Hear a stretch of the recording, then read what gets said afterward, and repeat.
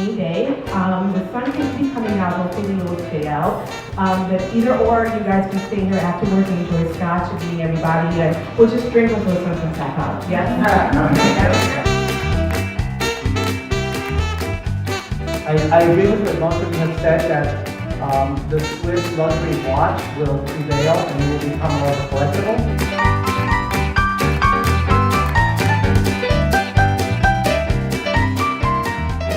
Do you see that the luxury market, maybe like Marge, being able to offer somebody who want to have one timepiece but having different faces, being able to cycle between different looks? If you're talking about changing the face, you're talking about electronic and technology, and you won't see that in an Audemars Piguet.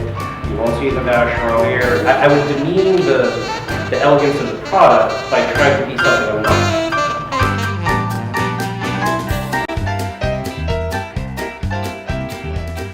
What do you feel nostalgia and life cycle are going to play into new generations of consumers getting into analog watches? We will have this watch that Patek insists is generational, and I think that has that validity. Giving the watch to your son, or in this case getting it from his father, makes so much more sense. I'm very much my past, Aaron Faber and Handel. Thank you all for coming. We have the tasting coming up and questions for anybody. And again, thank you everyone for coming.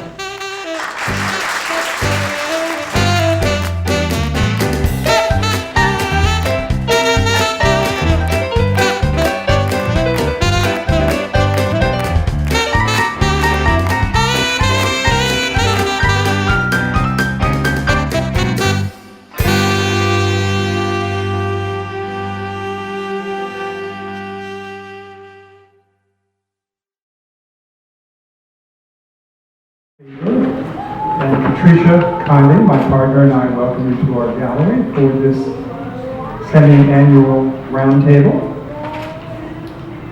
Would you mind assisting us with the audio image? We are going to have a wonderful discussion. Unfortunately, it's compressed in time. However, the panelists really represent great, powerful ideas and great wealth of information. So hopefully you'll continue the discussions after the formal program is over. I'd like to introduce Lillian Raji, who made this event possible. She's our publicist. Thank you for coming. Hello everyone, thank you for coming on this rainy day. The sun seems to be coming out, hopefully it will stay out.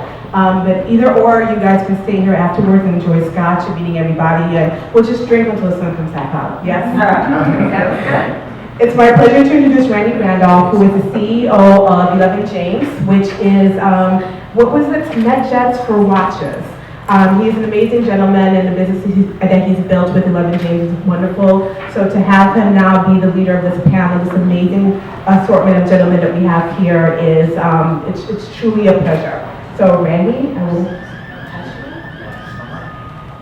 Well, it's great to see first familiar faces and friendly faces on the panel as well as in the room. Thank you everyone for being here. This is, if you haven't had a chance to take a peek of who's speaking before you today, it's a really tremendously experienced, talented panel. And Lillian did a great job of curating what I think will be a great deal of varied perspectives. So I'm particularly excited, and anyone who knows me knows I can speak directly for 45 minutes, and I'm going to filter myself and leave the panel to do the talking. But let's spend one quick minute giving everyone the cliff notes of everyone's experiences. So, encouraging Mr. Faber, he is co-owner, obviously, of Aaron Faber Gallery, author of American Wristwatches, 5 Decades of Style and Design, as well as the founding member of the International Watch and Jewelry Guild, a member of the National Association of Watch and Clock Collectors, and a member of the American Society of Jewelry Historians and Jewelers of America. To his left is Mr. I'm terrible with the name. I always say Gary Gervanis. Close one. He's the editor and publisher of Wristwatch magazine and About Time magazine, and previously he spent 2 decades as editor-in-chief of the watch industry's revered publication at IW, and really put IW on the map. We have, oh wow, you guys actually sat in the order I have, this is great. We have Mr. Jeffrey Hess, who's CEO of Ball Watch USA, North American distributor for multiple watch brands, and a chief executive officer and major stockholder of Hess Fine Art and the Old Northeast Jewelers chain of jewelry stores, and a noted expert in fine and decorative arts, researcher, author, and dealer of fine watches and estate jewelry. To his left is Mr. Milton Pedraza, CEO and founder of the Luxury Institute, and prior to founding the Luxury Institute 12 years ago, he had a very successful career across a number of Fortune 100 companies, including roles at Altria, PepsiCo, Colgate, Citigroup, and Wyndham Worldwide. And last but not least is Jason Allen Snyder, who's Chief Technology Officer of Momentum Worldwide. Mr. Snyder is a reputed inventor, technologist, futurist, and business strategist with nearly 2 decades experience in the creative development of technology products and services. So I think if you hear the backgrounds, you might have an idea of who's a jet and who's a shark on this panel. So anyone or everyone in this room, I imagine, has read volumes and volumes of ink or seen press clips in the last number of months around this new invention, the Apple Watch. And I think that I can't even count how many hours of debate it sparked in our offices and with our members and prospects. And I think net, no matter what one thinks of the technology today, what one thinks it's going in the future, if you're a lover of wristwatches, mechanical or otherwise, I think that the aggregate takeaway has to be that this is a good thing. Because more than any time I can remember, everyone I know has sparked up a conversation about watches and what this means and where are they going and how useful are they. And so without further ado, I think let's dig into some of the fundamental questions and issues at hand and gain some of these expert perspectives on where we are and where are we going. So the Swiss watch. We are living in an era of the quantified self. An ever-growing mass of our population are now habitually measuring nearly every aspect of their lives. And not only are they measuring it, but they're displaying it on social media, from what they watch and listen to, as well as their sleep, exercise, food, sex, driving habits, and the list goes on. What role does the luxury Swiss timepiece have in this new modern dynamic? Let's start immediately to my left, Mr. Faber. Well, that's easy for me to answer. I've been immersed in it for 40 years. People want to distinguish themselves. You're in a banker's meeting, you're in a new environment, you're meeting business colleagues in a different country, you don't speak the language that well. What distinguishes you is the watch. And it's a watch that is personal to the wearer. It is not ubiquitous. Soon the iWatch, the smartwatch, will be everywhere and everything. But the luxury watch will stand out. We'll take probably 2 answers per question. Gary, please.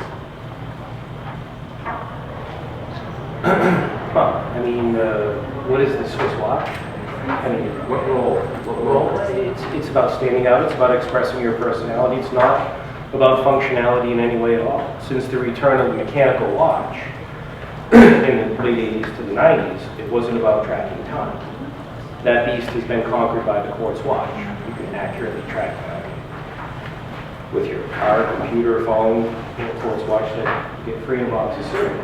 So it's not about telling or displaying the time, it's about expressing a sense of style and personality. And that's why the Swiss watch, whether high-end mechanical or just a fashionable, affordable pilot style, has a different, like you said, differentiates that expresses your personal sense of style. Some questions about the functionality of the tech and how that's going to integrate. What's the next question? So, Jeffrey, I don't know if how is the sound in the back? I know none of us are shy. We need the microphone. You do need the microphone. We need the microphone for Check 1 building, 2 buildings.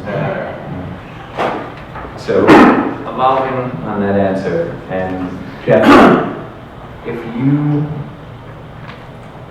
think of the boxes that a Swiss watch will check, or think of the boxes that mechanical watch checks, and you think of what technology watches check, how the Venn diagram, how big is the overlap or intersection, and are there going to be folks who fall to one side or the other, or do you think it's a pretty big market in the middle? Well, primarily, of course, it's a younger demographic that buys these things, but in our stores, anyway, we see a huge overlap. One of our stores is in a very luxurious mall with Apple stores, et cetera, and it's not unusual for us to see someone coming in wearing a smartwatch on one wrist and a $25,000, $30,000 watch on the other. So I think there's a huge overlap.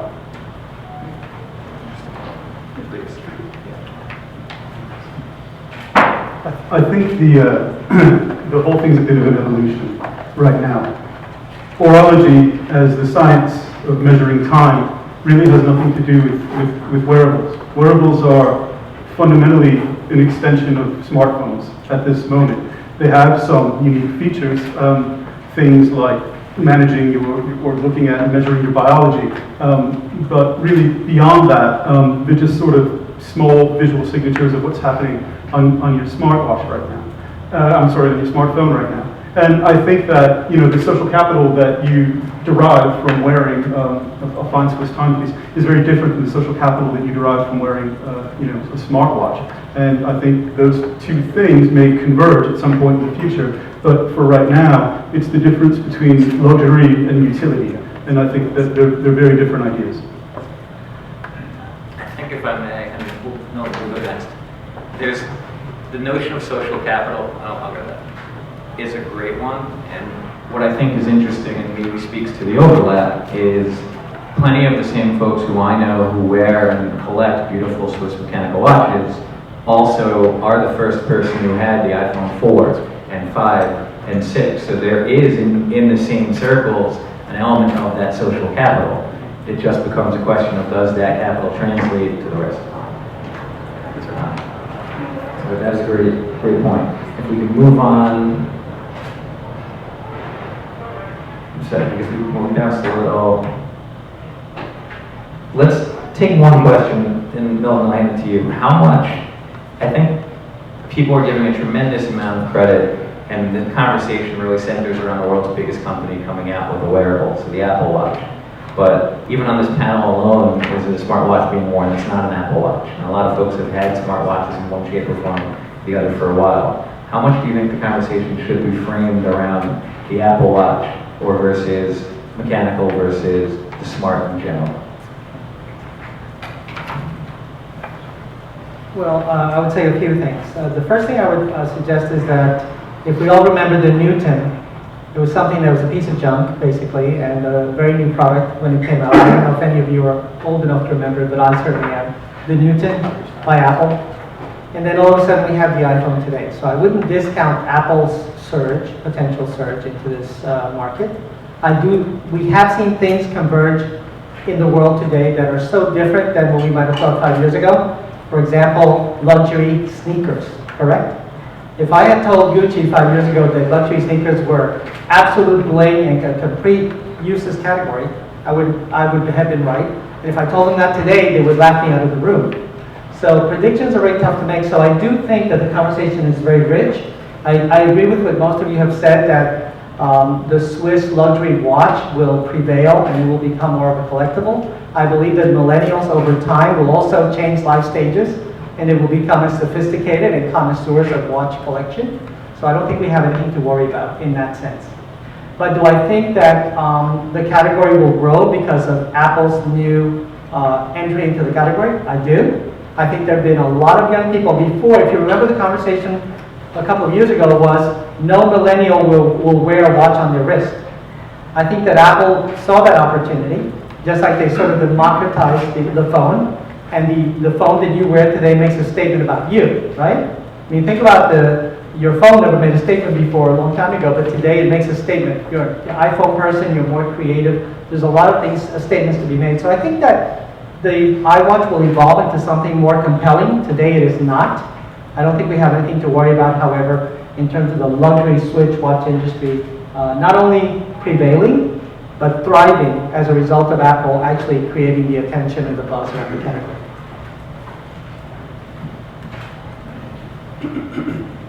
So, and there's a lot of ways we can go. We'll bounce around probably a little bit as these answers are diverse and dynamic. But the first question that I want to dig into is examining the smartwatch bit and saying, Apple gave in to a tremendous amount of pressure and made their smartphones larger, and they made them, phablets or whatever names they call them. And they now come out with their next big device really after the large and largest, whatever they call the different iPhone 6s, is a watch that's smaller, the interface of the Apple Watch is smaller than any phone they ever came out with. And how do you resolve that discrepancy? I mean, is the same market that you're in for a larger phone now going to be happy with such a small interface? Let's go to the technology.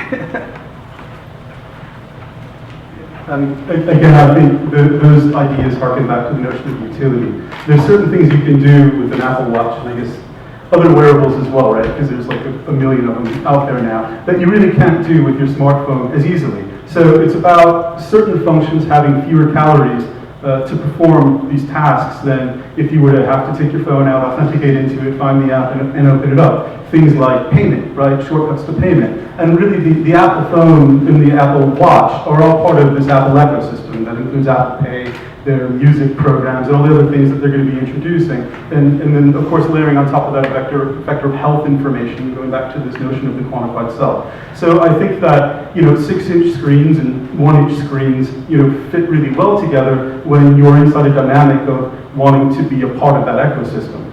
I think, for me, on a personal level, like I own all these wearables, right? That's part of my job. And I look at these things, but every day, the wearable that I choose doesn't have a screen on it because I don't need another screen.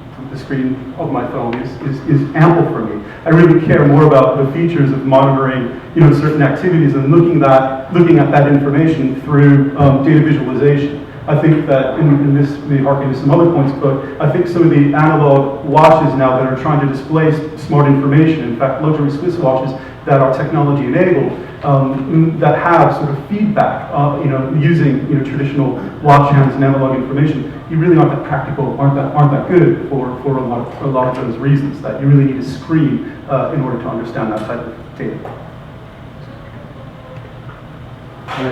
Yeah. When you talk about that, you have to talk about what's practical, what's not practical. And the thing about smartwatches is, and just about every kind of wearable, is that they're not practical. In 3 months, it's going to be outdated, it's gone. A Patek Philippe or a Breitling or Omega, it's not going to be obsolete. I wore around these stupid Google glasses for about 3 months, and I loved it. I absolutely loved it. And after that, I felt stupid and got thrown into the junk pile with all the other gadgets I bought over the years. So I think it's about longevity and style, and it's about desire, and desire is really what we sell in the luxury watch business. Well, I think to add to that, though, you're going to drag in millions of people who are addicted to the technology that were not wearing watches before, who will become kind of indoctrinated to the fact that it's okay to wear something on your wrist, and it's also okay to pay at least $350 for it. And when you're talking to an 18 to 28-year-old, they will matriculate or mature as they evolve into something hopefully a little bit more expressive of themselves, once the functionality kind of disappears. Just picking up on that point, when I do see the younger groups coming, we've been doing this for 40 years, when I see a 20-year-old come into the gallery to buy himself or a girlfriend or a partner a watch, they have grown up in the virtual world. They have been formed by the digital self. They're reaching out so they can control something on their wrist. Style, design, aesthetic, that's going to separate them from their peer group and give them some identity. It's very interesting. One thing I wanted to lean into, I think Jason said, was the notion that I have a 1-inch screen for A and a 6-inch screen for B. And it makes a ton of sense in one perspective, but on the flip side, I know that some of the folks, friends and others I know who bought the Apple Watch, one of their frustrations is the notion that they're still tethered to their phone. And they still have to have 2 devices, and they still have the dreaded 2 red lights that go on during the day, the batteries to charge. And so it becomes a question of, can the 1-inch screen ever live on its own? Will the next generation or 4 generations from now be sufficient? Or won't it be for that exact reason? And if that's the case, then does that control the potential market size to some extent?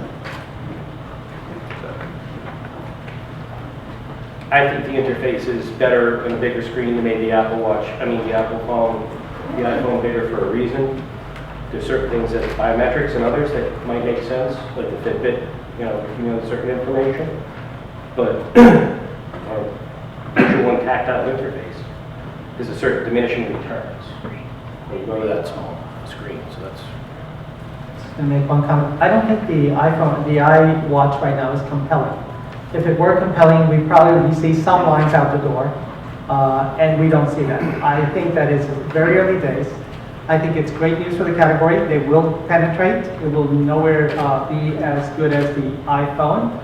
And no, I think people are practical. They will not need that many interfaces.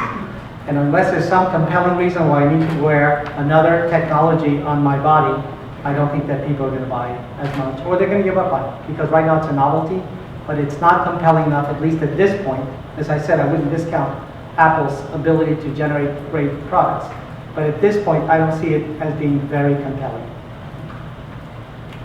So for me, there's a lot of ideas at play here, specific to people buying these watches and returning them and finding them kind of not terribly useful. Again, so it's a very nascent thing still for a lot of reasons. I mean, you can look back and you say, well, Casio did a really good job 20 years ago of creating wrist technology, and a lot of it's being mimicked today in what we're calling these smartwatches, right? And so there's a lot of the features and functionalities that are inside of there. They're just sort of a little bit more elegant, prettier now. Things move faster. So that's a really important concept with all of these ideas. So with the exponential growth of technology, that hockey stick curve, comes the exponential adoption of technology.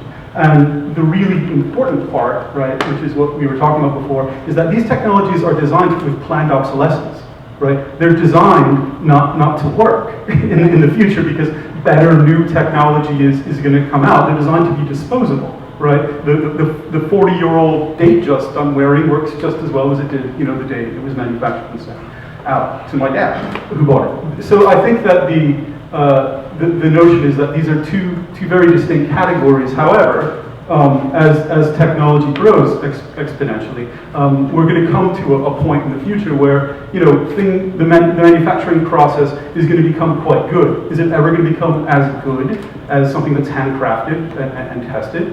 Well, I think it's going to be different, and it's not necessarily at parity. If I may, I think that hockey stick is going to be turned upside down with regard to the cost to acquire. In the quartz era, the first quartz watches that were ultra accurate, better than any of the most expensive handmade Swiss watches, it was a magnitude more accurate, and that was the Net Plus Ultra. A few years later, you got it free in the bottom of a box of cereal, something that had never been, and I think I've already received emails. The same technology is now available for $49 out of China. Mass-produced, similar design, similar quality. So I think it's going to have natural dilution. And then I think the net effect is we're going to bring a lot more people to the party. People who are addicted to Apple brand, no matter what they stamp it on, except Google glasses. And just as a footnote, we haven't really discussed the legacy aspect. So rather than go to the bottom of the box of Cracker Jack, we will have this watch that Patek insists is generational. And I think that has that validity. Giving your watch to your son, or in this case, getting it from his father, makes so much more sense. Just think about that, or picture that in a different way. I'm probably not alone in this room, more than half a dozen watches. When I look in my watch box, some might be more active rotation, some are a little more special occasion or haven't worn them in a while, but they all still have some semblance of utility. They all resonate and connect in some emotional way. If I look at a few phones that I still have, you make like a kind of a silly smile. Oh, remember when that was in? Or I remember dropping that one 6 times. But it's not. They have no utility or negative utility. And so I think it's a profound difference. Let's switch for a minute and talk competitive response. And you're seeing, I think it's an interesting world that you're seeing a lot of watch brands, both some that are a little more mass-oriented, making a competitive response. You're seeing a lot of brands that haven't quite cracked the luxury code and are kind of secondary, tertiary brands responding and trying to be front of the wave on smarter technology-enabled watches, hoping that that's their ticket to mass success. Then you have other brands going a very different direction and saying, I'm going to leave the beautiful mechanical instrument alone, and I'm going to put some sort of technology in the strap of the band. And let's talk, probably everyone has a unique perspective on this. The competitive response world, would you yourself, if you were in charge of a watch brand, which no one is here, would you be waiting or jump? Well, I'm sorry, Jeff is in question for you, yes. I was thinking of the retail side, not the watch side. So we'll start with Jeff. Do you think it's better to be first or to wait and have this suss out a little bit? Do you think that going towards the band or going towards the movement itself might be the future? You know, run with that. No, in short, I think it's a huge overreaction, and as Gary alluded to before, a lot of people jumped into the quartz bandwagon back in the 80s, early 90s. Rolex started making quartz watches. It was a huge overreaction. I don't think there's a place for it.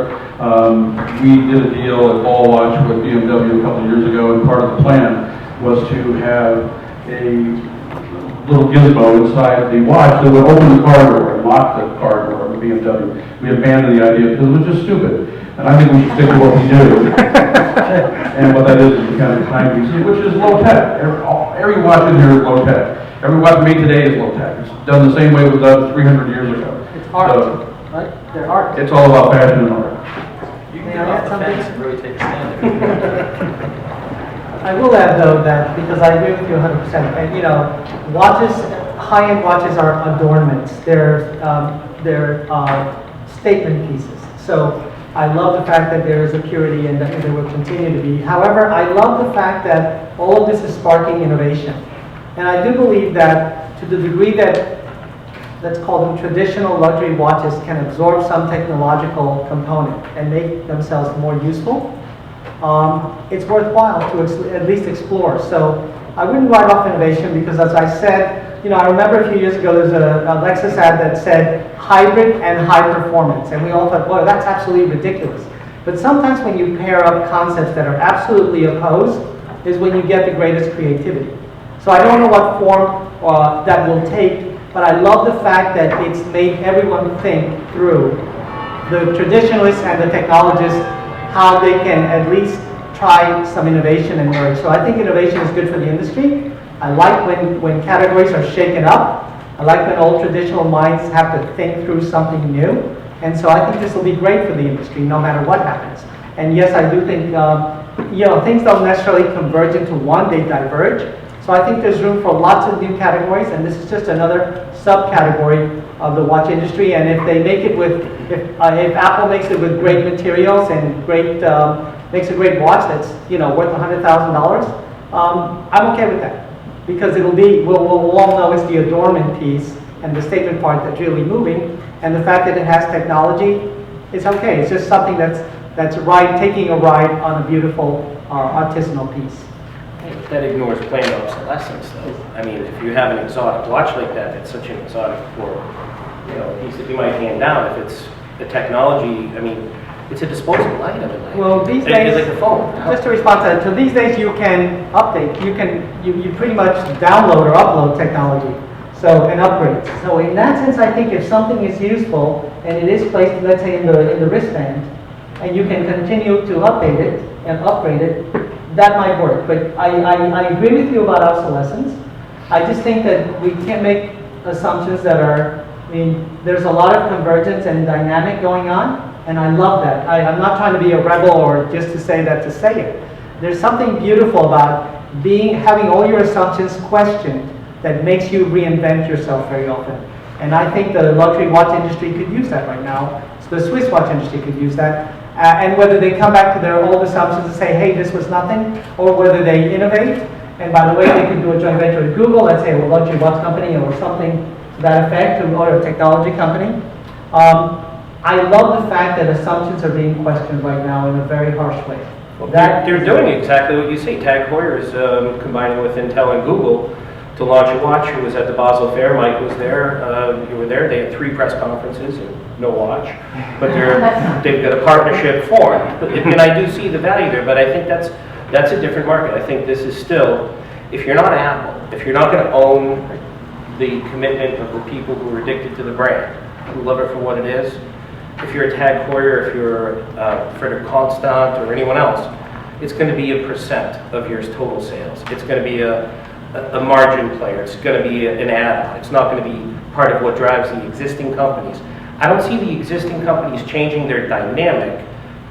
Although you see, it's almost like they're afraid. There's a lot of watch companies that are afraid to get on a boat that they have no idea where it's going, but they're afraid to miss it because they also sense the same thing. But I think Apple owns it, Android follows up, but I just don't think that in the luxury sector, those brands like TAG or others are necessarily going to make it a big part of their annual sales. I agree with you. I do think though that some functionality that is in the iWatch may bleed into the luxury industry, and if consumers want that, we'll see it evolve.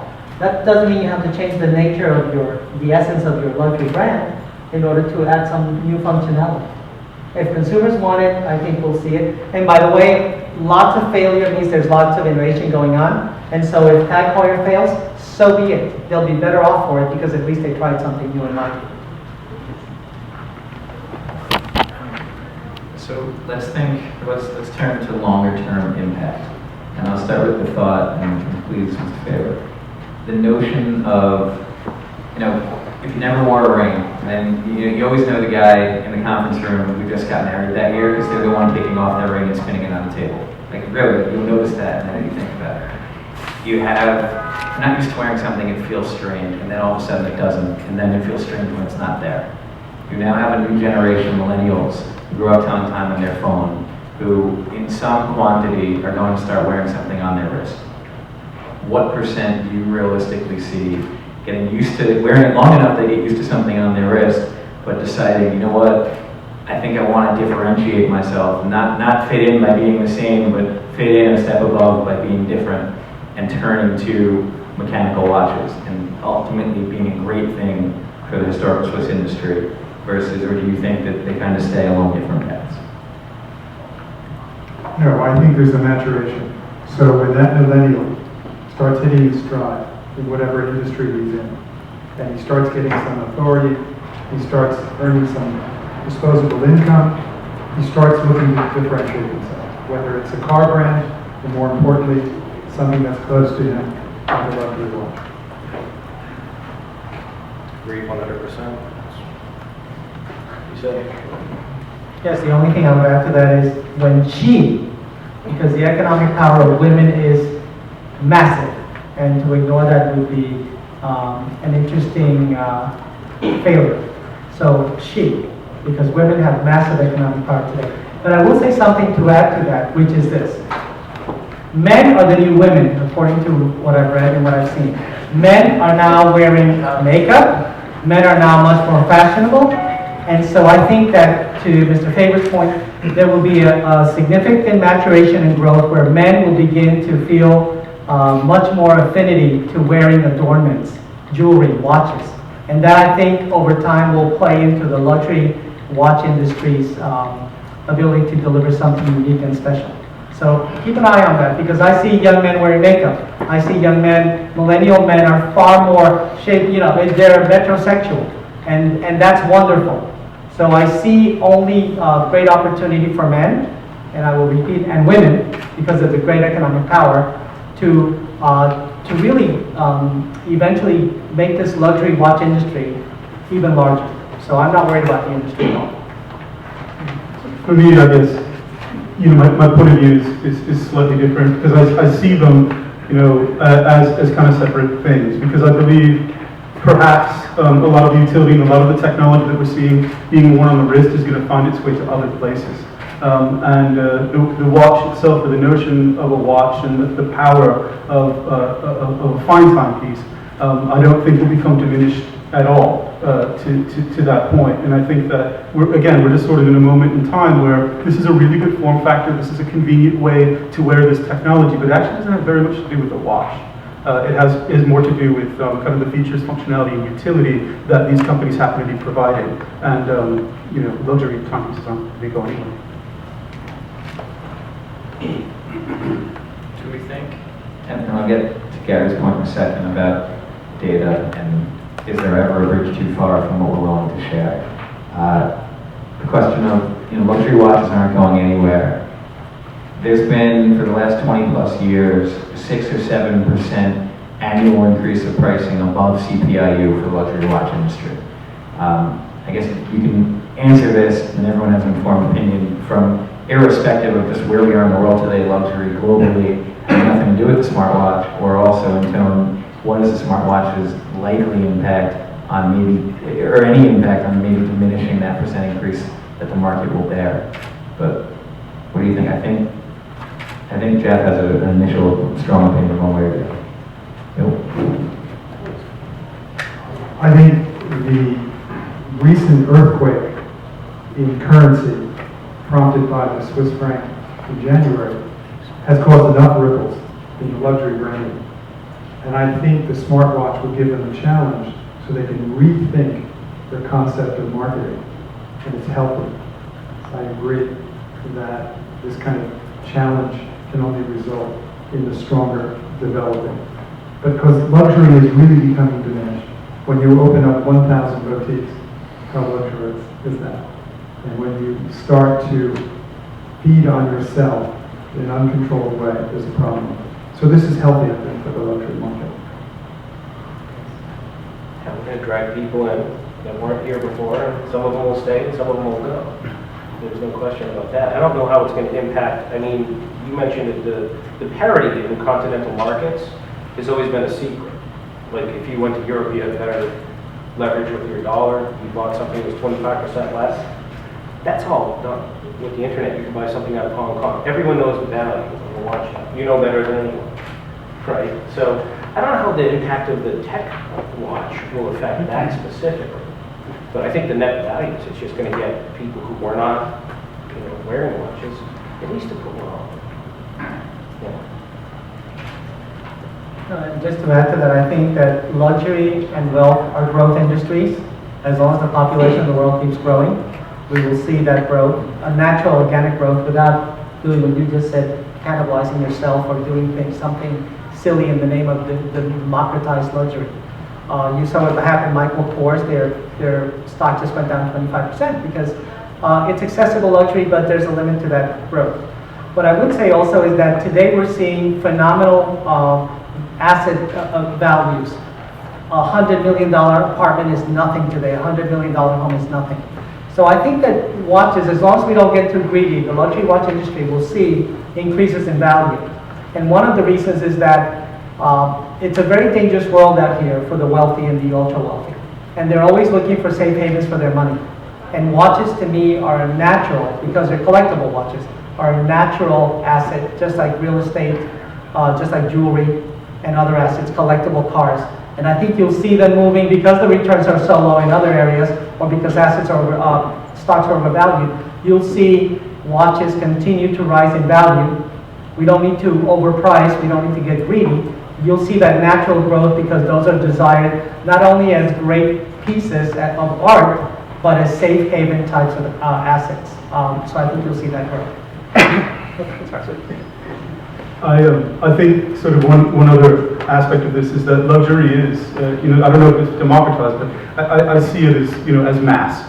And you're able to sample, people are able to sample luxury now in ways that they haven't previously because of technology, because of logistics and certain businesses that allow that. Right, so I think that that's a part of it. I also believe the smartwatch necessarily isn't going to be that big disruptive technology. I think digital fabrication is a big disruptive technology. The ability to tear down any of the watches in here, scan them in 3D, and then be able to print out 850,000 of them without without a tremendous amount of effort or really any kind of knowledge of watchmaking at all. So I think that the threats, as we understand them, are going to come from other places and not necessarily from this notion of a smartwatch. Just to note that since February, there have been about 8 global watch auctions, mechanical watch auctions. None of them, to my knowledge, had a smart watch for sale. And they were approximately, I think, 1,500 individual lots amongst the 8 auctions. And it approached almost $100 million. Playing with that for a second, we do this panel again 10 years from now. Will there be smartwatches in that same kind of history? Will they be collector's items because they spoke to a period in time? Or will they be the first of the ultimate generation that took over the world? And then we'll bounce it right back to you. What do you think? I think they won't necessarily be on Christie's calendar tomorrow. Perhaps in 10 years, they still won't be. There'll be other types of distribution and collectability, other museums, but they don't fit into the luxury that we see in these traditional watches made in the 1920s, 1950s, 2000s. One question, it wasn't on your list of questions, which I didn't have to think of anything really, they made it so easy. As I thought about it, the classic cars had, were mechanical effectively, they had very little technology in it. Today, those same cars, those same makers, they're computers as much as anything else. But it was never a night and day, it evolved very slowly over decades. And no one objects to it, and I don't think there's no backlash. The most beautiful cars today just are intelligent. Is there an intelligence that will evolve over time and potentially come into the wristwatch? Is there a happy middle? Or is it really just unlikely they're different things? And just as you don't necessarily need technology in your eyewear, you don't necessarily need technology in your wristwatch. I think convergence is a reality. I don't think there's going to be a smart Patek Philippe.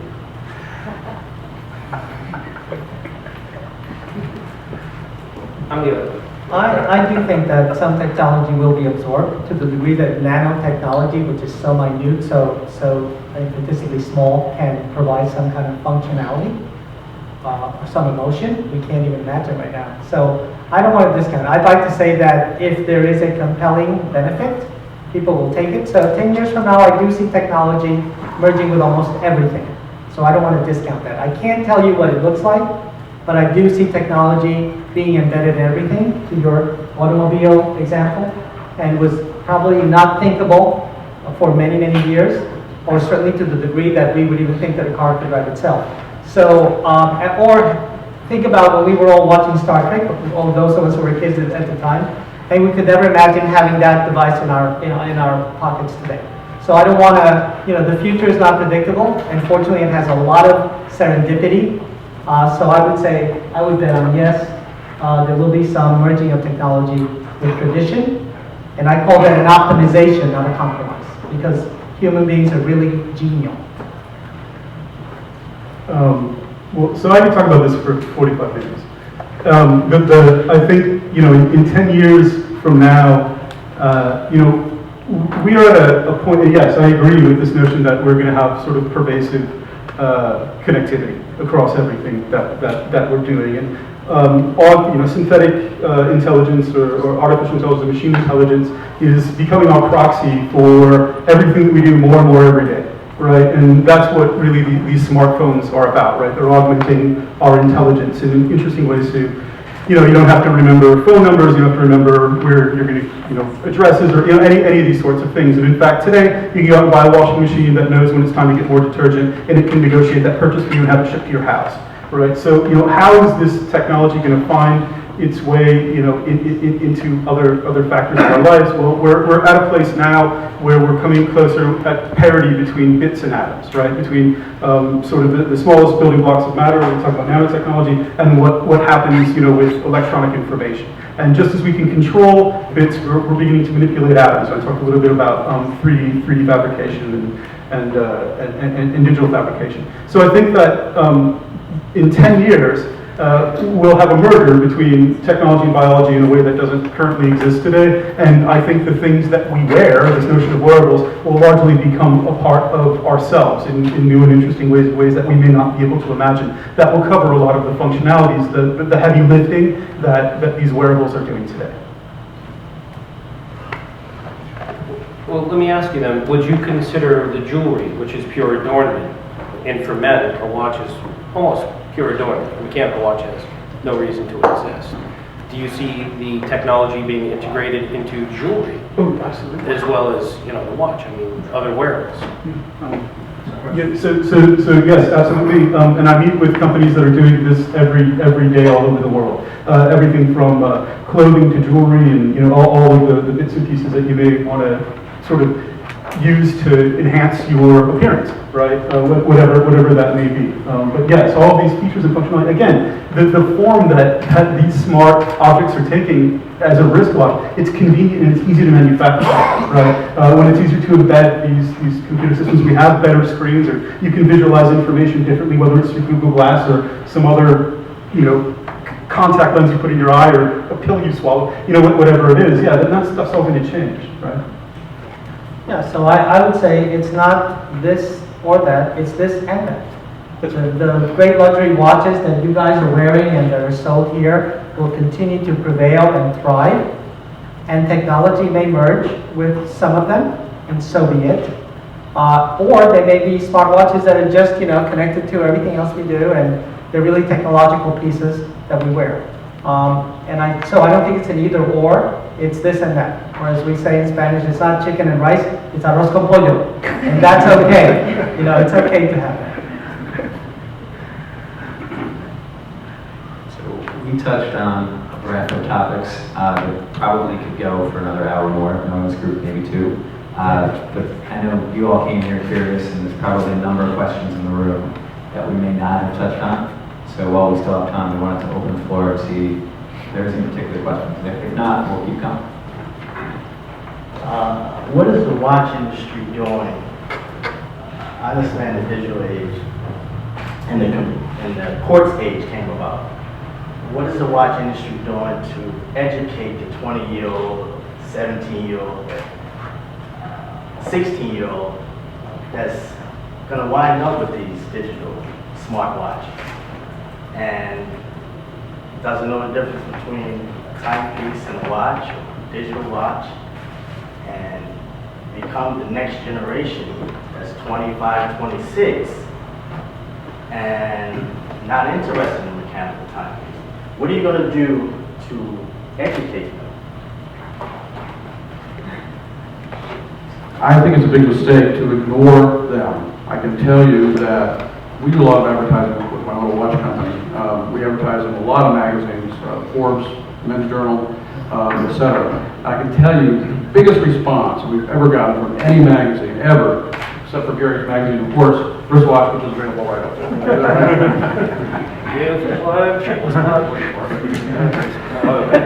Wired magazine. We decided to take a chance and advertise in Wired magazine, and we were the first watch company to advertise in Wired magazine. It was a huge, huge chance, big gamble, a lot of money. The response was overwhelming. And I got the idea from my kids. My wife and I are serial exchange student hosts. Right now we have an 18-year-old Japanese girl and a 19-year-old Brazilian and my son living there. And they're all nerds. They're hardcore nerds. They're nerds. And they have boxes and boxes and tables full of gadgets. But you know what they also do? They like trains, and they like Legos, and they like anything that's nerdish. And watches are nerdish. And I think it's incumbent upon us to put these things in front of these kids because they're going to like it, trust me. I know why you asked this question, Mr. Richards. Yes. Stephen trains young children here in the city in the basics of watchmaking.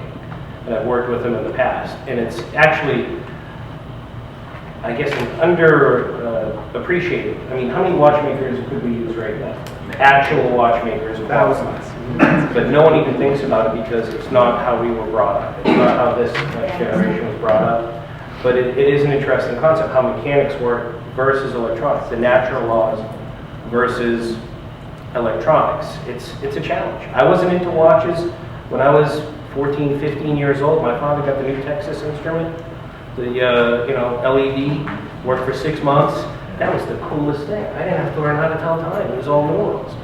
And that was my introduction. It took a while for me to come around. So there's no easy answer how to attract. I think the Apple Watch, I think the entire Swiss industry should get on their knees, go to Cupertino, present a bouquet and say thank you. Because this is going to, I think, be the entree to, introduce people to the idea.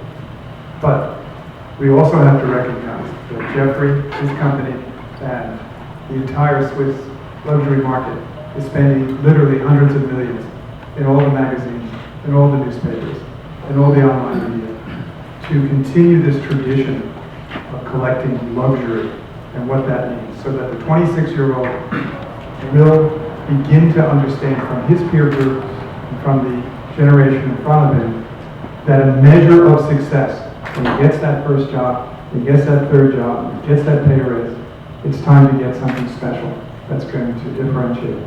So I'm not too worried. I think, Richard, that they will learn slowly. And you're going to teach them.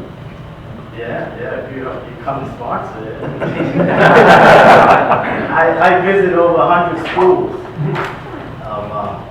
The main thing, we ran this test, it's Alan's test, and basically, when the student, I've asked the student to come up, and anyone has a digital watch on right now, we can just do this live demonstration. Anyone who's wearing a digital watch? You want a digital? Can you come up, sir? Or you mean like a... Yeah, there you go. Yeah, come on up. We're gonna do it live so you can really see. Can you hold this for me? All right. You check you? So now, what time is it? 6:53. It's 6:53, right? Okay. And what time is it now? That was 10 after 9. Okay. So it took him approximately 5 seconds, 4 to 5 seconds, to tell me the time in analog versus 1 split second to tell me time in digital. So when we ran this test through the schools, out of all the students that came up and participated in this test, the average time took them 10 to 15 seconds.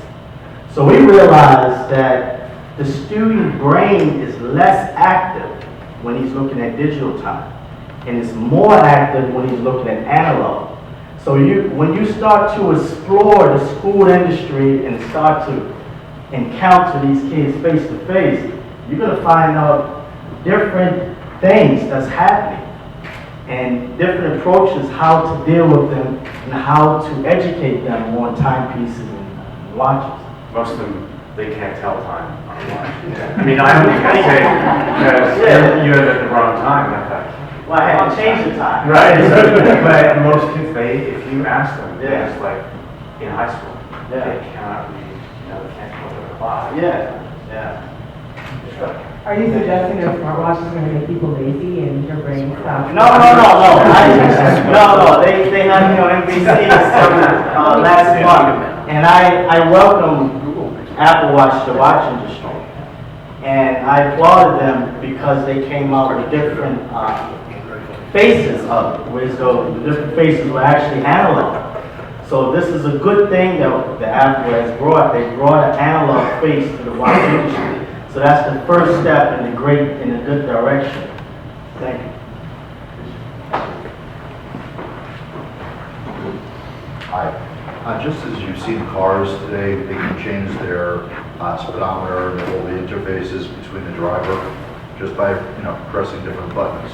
Do you see that in the luxury market, maybe in Audemars Piguet, being able to offer somebody who want to have one timepiece but having different faces, being able to cycle between different looks with a digital timepiece? Would that be an entree different than a traditional Apple kind of entree? There is an innovative business out there for the fraction of the career. We can talk about that after class. No, I mean, that's a technological thing, but there are brands that have explored that option. Jaeger LeCoultre is famous for a watch called the Reverso, which you can actually flip over with different potential time zones and functionalities. Right. And it's not the only one that's done it, it's the most famous. So, and they're typically, I think they did a jumping hour in one version, but they're typically both analog, exploring different functionality, but it also offers a different look. But if you're talking about changing the face, you're talking about electronic and technology, and you won't see that in an Audemars Piguet, you won't see it in a Vacheron, you won't see it in those brands where one guy takes 8 hours to bevel a piece of metal the size of one of these little squares on this microphone. That's not what they're about. You'll see that in Casio, you'll see it in other brands, but I just don't see those high-end brands. I don't see their value. I don't see, if I'm trying to run that brand, where I would demean the elegance of the product by trying to be something I'm not. So the only point I want to make was that I think there's a great opportunity to train watchmakers even in this country. And just like the Italians are training tailors because there's such a lack of artistry and tailors. So I think there's a great opportunity you just pointed out to. One thing I'll add. I remember I had a Cartier Roadster chronograph, and I loved that watch. One, I just really liked the style, but I also had 7 different bands for it.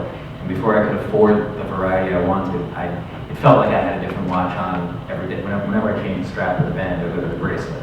And that's ever more popular now. There's a countless number of sites out there selling amazing bands and straps. There's a great, a few straps up on this panel. So I don't know that the faces will change, but I think that the trend of variety in straps is here to stay.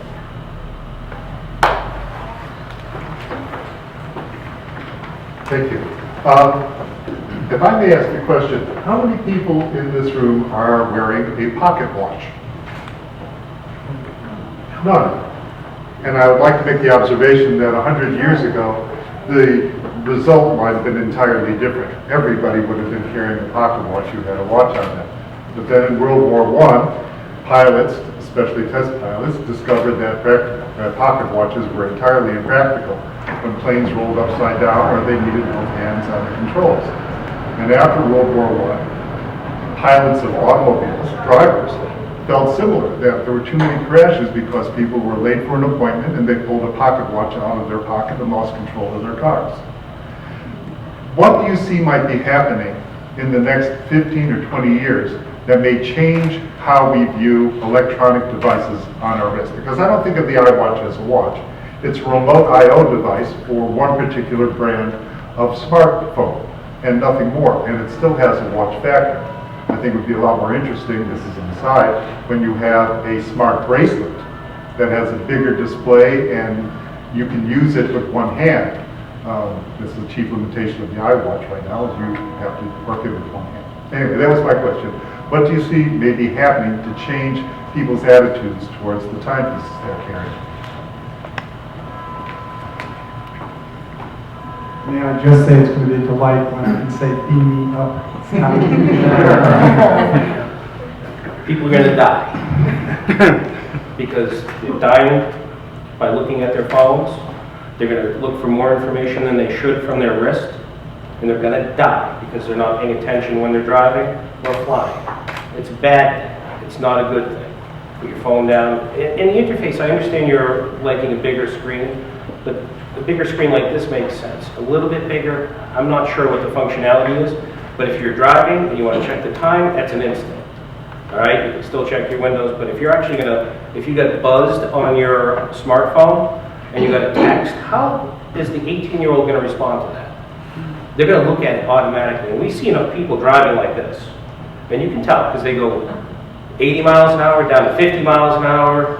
They're left and right, and when you drive by, you can see them. They're looking down in their lap. And I'm afraid that when that is so easily available on their wrist, people will die. But soon you don't need to drive to be in a car. You can the car's going to drive alone. Well, that's when you take it. Then you have the big screen. But bicycles don't drive themselves. If you've been out on the bike in New York. Looking at their phones, I'm one of them sometimes. You know, in New York City, I think the amount of cab drivers who aren't paying attention to them, it's a problem. It's a good point. I think that you will find that there's so many innovations that, for example, I was at a conference the other day. I think one of you might have been there, where it was fashion meets technology, and technology being built into the fibers of cloth by the Gap and Google. So I think I think we're going to be able to not have to look at a device at some point and get many, many things done. And I think that's where part of it's going. And that will still not kill the collectible and Swiss luxury watch industry, because it'll be an ornament, an adornment, a piece of jewelry, a statement piece. And so I welcome all the technology, and I expect to see the prices of watches, luxury watches, continue to rise. There'll be some dislocations. Luxury is cyclical. It is not immune. It is not even very resilient, as we can see right now. It is cyclical, so we'll see that come up and down. But I think it turns to survive and thrive. And luxury is the only industry that has brands that span hundreds of years, right?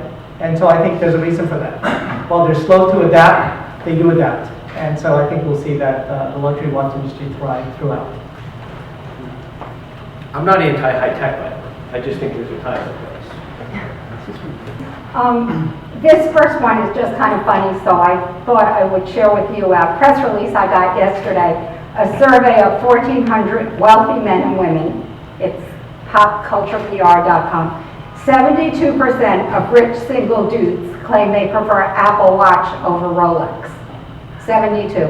But from the women, it's 80% of women prefer Rolex over Apple. You did say it was a PR agency that said that, right? It was. Yes, exactly. My question, however, is I'm the editor of a custom magazine that we do for a group of luxury jewelry stores. And these are all the best stores, the high-end luxury jewelry stores. They are so terrified of this topic that when I told them that I was coming to this, and I was so excited because I think this is the most important issue we can be discussing today, that I asked them, can I put together some kind of feature for you or overview? No, do not touch it, do not mention smartwatches, we don't want the word in our magazine. So my question to you is, what advice would you give to retailers about how to introduce this, or should they pretend it doesn't exist? I think you should refer to the summation of what luxury really is, and that the smart watch is in fact a new gadget, that it's limited in terms of its utility, longevity, and that one can really question its legacy value. It's disposable. It has no place in a luxury jewelry store right now. It just doesn't fit. It's not the same. We're talking apples and oranges.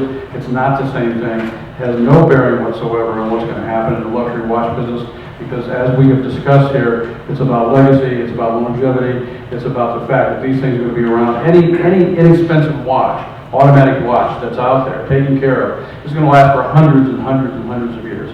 It's not the same thing, and I don't think it has any bearing. Thank you. Say they should welcome the publicity and the inspiration to wear something on your wrist. And then they should provide the value proposition that they deliver best with confidence. Because I think millennials, we used to think that boomers were going to be peace children. Well, they were the most warlike things in the world, haven't we been, right? So we think millennials are what they are going to be today in the future, what they are today in the future. Forget it, okay? Peace children turned out to be the biggest fascist, materialistic, environmentally unfriendly species. And so don't extrapolate as to what millennials are today, because they will evolve too. And you're seeing it now as they get married, have children, have aging parents. They're going to be a lot like us, unfortunately, okay? Or fortunately for the watch industry. Last word? It's very determined that the luxury watch industry isn't going to be affected by the Apple Watch. What about the lifestyle watches? What about the watches in the same price point as most of the watches that are most of the watches being sold by Apple? There's people in full panic mode, and I was just at the JCK show out in Las Vegas. There's people who are very concerned who sell watches in the $300 to $1,200 category. But I think if they have a longer view and they have a good brand image, then they will survive. It's not, what they've built so far is not a tech device. And if it's about style and about value and what they're proposing, whether it's a quartz divers or whatever their style is, they need to stay the room. If they have to condense or shrink or address, if there's some impact, the longer term, 3 years from now, when these watches are in a drawer somewhere on eBay for $50, these guys have been indoctrinated to spending the money and wearing a watch that millions, I mean, they're saying, what, 4 to 6 million watches will be sold? And I guarantee you, at least half of these people were not wearing them before. It's going to be a net gain. But there are a lot of brands in that price category that are very concerned. I don't think it's justified, but I try to console them. I want to get a kick out of this. I have at home a 1970 Pulsar time computer, 14 karat gold filled, and in that same year it was in Tiffany's, had a version, everyone had a version. It was $1,000 in 1970, LED. and the batteries stunk. Just like on Apple everything, the batteries still stink, so don't be frightened. Same thing, different day. Like my dad bought it at Times Square store in early 70s, $200 for an LED, which I still have. The batteries didn't last, and actually, so you shouldn't be worried. This is what, 45 years later, and it was LED back then, and people didn't get distracted. Kids couldn't tell time. We grew up reading both types. An LCD was a total disaster. You couldn't see the sun like a lot of other devices. So it's the same thing going on, and watches are bigger than ever. I was happy to see. I grew up loving watches, except for the Twist-to-Flex band thing was a really not bad idea. What I'm saying is that the watches have grown bigger than ever. The problem is, it's like luxury has been so expanded that the super luxury brands are still around, and they should thank, like today, that there's more, everyone's wearing a watch. Meaning every movie star in every movie, every brand has gone every which way. But I do think, as far as going forward, just like Porsche concedes and makes a wagon version, they're going to make hybrids. The best luxury, they're going to make electric cars, Mercedes and BMW, don't they? They have to do hybrid. So there'll be hybrid watches by the brands you said won't. They will do that too, because it's about the brand. So they'll do mechanical, but there'll be hybrids, because like you said, the technology will be in the watch, where on my computer I'll be able to check the health of my watch without coming in to open it. That's what's going to happen. Is if I have a $30,000 watch, it's going to have an app tied to it. Back on my computer, it's going to send me a text saying it's time to clean, time to take care of something. So it's not going away. It's going to be bigger than ever, and I think it is a help. Totally agree. That's a great insight. I actually come with a dual question, I'll try to make it as quick as possible. What do you feel nostalgia and life cycle, meaning things coming back here 10, 20 years, like the 80s are back there right now, are going to play into new generations of consumers getting into analog watches? And secondly, you mentioned watches being investment pieces. Do you think that's going to be more incumbent on the materials used, or something like complications and stuff? I'll start. I'll say I think it's both. In other words, there's functional material value, gold, diamonds, but I also think there's emotional value. To the degree that a watch can build emotional value, like a Patek has, obviously Mr. Faber described it. So I think it's both. Luxury brands need good functionality. It needs to be a good suit, but it also needs to feel like a second skin, and you need to feel confident in it. So I think it's both. And I think it will continue to rise over time. Anybody else? I was at an auction within the last 9 months where a wristwatch on a leather strap sold for $2.4 million without any gemstones. This watch on my wrist, Patek markets for about $800,000, but I can sell it to you for only $500,000 and say thank you. I don't see in the immediate future these new technologies reaching this kind of market. You talked about a lot about the millennials and how to convince them, or eventually they'll come around to seeking luxury watches. Can you differentiate how you would market that concept between, let's say, American millennials and, let's say, in China, the Chinese millennials, because almost 50% of the increase in the luxury market is in China. Is there a difference of how that would be promoted? Sorry, can I take that very quickly? It took the Japanese luxury consumers 30 years to become connoisseurs. It took the American consumers less, and it's taking the Chinese consumers about 5 years. So I think there is a homogeneity, because the world is so connected, that the young Chinese millennials are so well-traveled, so highly educated, so advanced, that they're going to bypass all the stages that it took everybody else to go through. So would I say you market it to them exactly the same? No. I think you need to take some cultural elements into view. But just the same way that Apple stores are, you don't walk into the store and say, oh, you're a Chinese millennial? Well, let me treat you differently. The world is so connected these days that cultural piece, if you're highly educated and affluent, doesn't matter as much as it used to.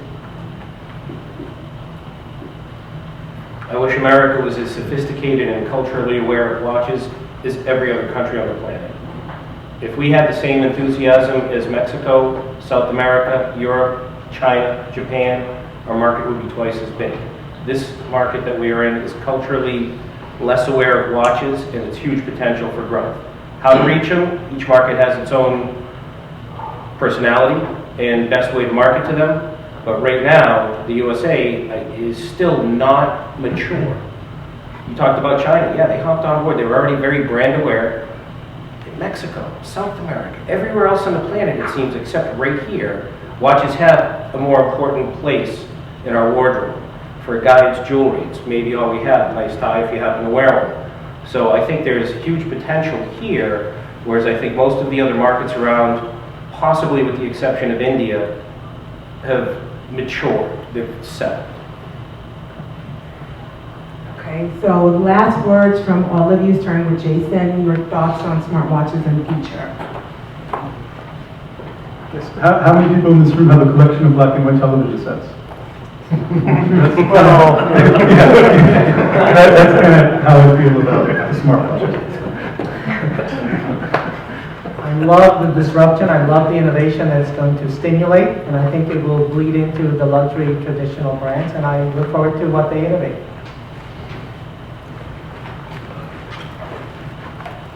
No, if you drive a Jaguar, you're not going to have, you know, they make them with automatic transmissions, but, you know, it's not so good. And it's the same thing with watches. You know, when you wear a watch, most everybody wears a watch, but everyone wears a luxury watch. They want to wear that engine on your wrist. They want that low-tech, jeweled engine on your wrist. That's what they want. They don't want something that is, as I said, alluded to earlier, going to be thrown into the drawer after 3 or 4 months or needs an upload or a download. I would agree. I think that the gadget factor will bring a lot of people in, which is great, but they will end up in the drawer. It's another, doing a lot of the functions that your phone will do, and I think it's a disposable item. It's not a luxury item. It's not luxury. It's function. I believe that young people will become mature people will become wanting something special in their lives, and hopefully it includes the luxury watch. I passed a friend on the way here who had just gotten an Apple Watch, and I actually really liked the magnetic blue strap they're wearing. I said, "What do you think?" And he said, "Well, it's only day 3, and the person in the store said that you really got to give it 2 weeks to figure out all that it does and how it works best for you." And I digested that really, actually, partly as we think about this panel, and no watch has ever been sold to someone where they said, "Hey, it's going to take a few weeks." And frankly, I've never bought a phone where they said it's going to take a few weeks to figure out how it works for you. So I'm not sure I want to leave you all for your own takeaway, but if they're saying have some patience and after a few weeks you'll figure it out, that's not, I don't think it's a positive signal. I'm not sure exactly what I take from it. Thank you very much, everyone. Jason Allen Snyder, Milton Pedreza, Jeff Hess, Gary Vervines, Edward Faber, and Randy Randolph. Thank you all for coming. We have the tasting coming up and questions for anybody and the press people. If you want to interview them now or later, you have my information if you don't come and get it from me. And again, thank you everyone for coming.